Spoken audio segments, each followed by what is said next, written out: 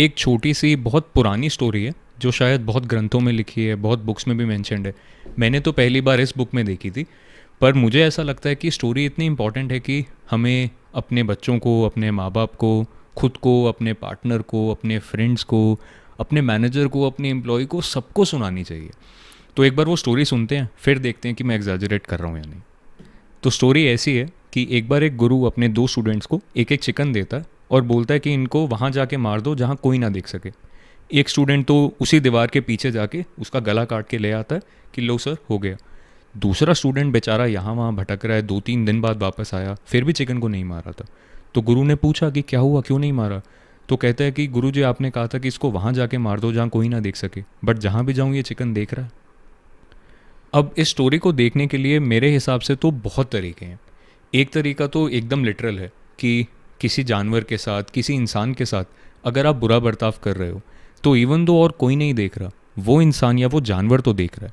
And शायद इतना ही realise करना आपके लिए सफिशेंट हो to zoom out of the situation and शायद ये चीज़ सोच सको कि मुझे इसके साथ, इस इंसान के साथ या इस जानवर के साथ उस तरीके से ही बर्ताव करना चाहिए जैसा मैं चाहता हूँ कि बाकी लोग मेरे साथ करें।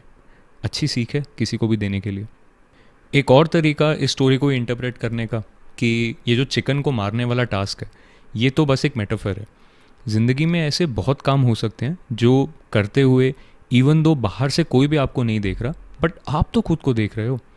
एंड अगर आप ही आंखें खोल के खुद का काम देखो एंड आपको अंदर से आवाज़ आए कि यार ये मुझे नहीं करना चाहिए, तो you owe it to yourself to listen to that voice. आपको उस आवाज़ की सुननी चाहिए। तो जनरली भी वैसे ये तो अच्छी लाइफ एडवाइस है कि बाहर के लोग आपके बारे में क्या सोचते हैं ये तो बहुत कम मैटर करता है, बट ज़्यादा ये मैटर करता है, बहुत ज़्यादा ये मैटर करता है कि आप अपने एक्शंस के बारे में क्या सोचते हो, आप अपने खुद के बारे में क्या सोचते हो, आपका पर्सपेक्टिव क्या है अपने आप को लेके, what is your internal dialogue. And इस स्टोरी को इंटरप्रेट करने का एक तीसरा बहुत ही प्यारा तरीका है, बट उस पर जाने से पहले मेरी आपसे 3 रिक्वेस्ट हैं। इस वीडियो को लाइक करो, चैनल को सब्सक्राइब करो एंड इस वीडियो को एटलीस्ट 3 फ्रेंड्स के साथ शेयर करो।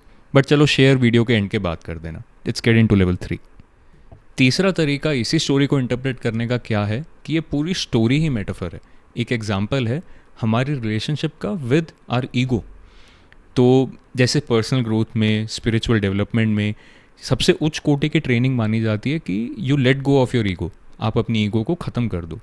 एंड इसी अप्रोच को लेते हुए बहुत लोग स्पिरिचुअलिटी को अप्रोच भी करते हैं कि अगर मैं स्पिरिचुअल हो गया तो I will kill my ego, I will be rid of my ego, मैं अपनी ईगो से मुक्त हो जाऊंगा।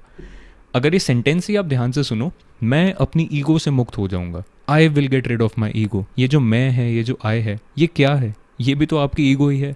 It's literally like a dog catching its own tail. तो अगर आप इस अप्रोच से किसी भी आश्रम, किसी भी शिविर चले जाओ, उस आश्रम में आप जितनी भी स्पिरिचुअलिटी सुन लो, वहाँ गई आपकी ईगो थी और वहाँ से बाहर भी आपकी ईगो ही निकलेगी। You can not run away from your ego. And अगर कुछ भी है तो यही स्पिरिचुअल डेवलपमेंट का सबसे इम्पॉर्टेंट लेसन है कि आप अपनी ईगो से दूर नहीं भाग सकते। अगर आपको कुछ भी करना है तो वो ये करना है कि अपनी ईगो को समझना है। You have to observe your ego.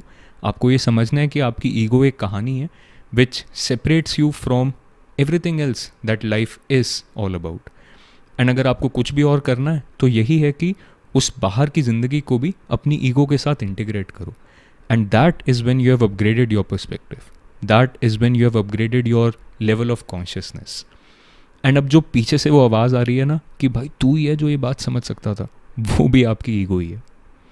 अब इस स्टोरी की तरह, उस गुरु के मैसेज की तरह, ज़िंदगी में लगभग हर चीज़ को देखने के मल्टीपल तरीके होते हैं, मल्टीपल नज़रिए होते हैं, मल्टीपल पर्सपेक्टिव्स होते हैं।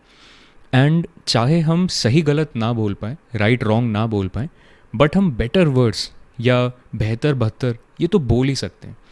एंड इस चैनल का मेन पर्पस भी यही है कि अपनी आम जिंदगी की बहुत इंपॉर्टेंट चीज़ों को देखने का एक फ्रेश और एक बेटर पर्सपेक्टिव मैं दे सकूं।